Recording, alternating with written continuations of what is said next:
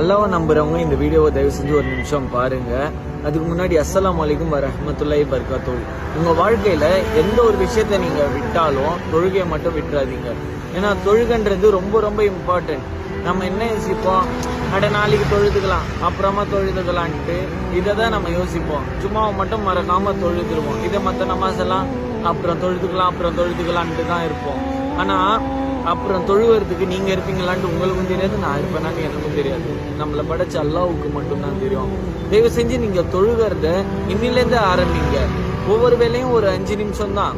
நார்மலா நிறைய பேர் சொல்லியாச்சு, ஒரு 5 நிமிஷம் 25 நிமிஷம் வாழ்க்கை உன் கையில இல்லையாப்பா ஒரு நாள்லன்ட்டு. ஆனா இருக்குதோ இல்லையோ தயவு செஞ்சு அதை பத்தி எல்லாம் யோசிக்காம தொழுவ ஆரம்பிங்க. நீங்க உங்களுக்கு என்ன தேவை, உங்களுக்கு என்ன பிரச்சனை, நீங்க ஏதோ ஒரு பிரச்சனைக்காக ஓடிட்டு இருப்பீங்க. அந்த டைம்ல தொழுகை டைம் இருக்காது. இதே நீங்க தொழுதுட்டு உங்க பிரச்சனையை சொல்லிக்கலுங்க. அந்த பிரச்சனை நீங்க ஓடுறதுக்கு முன்னாடியே சரியா போகும்.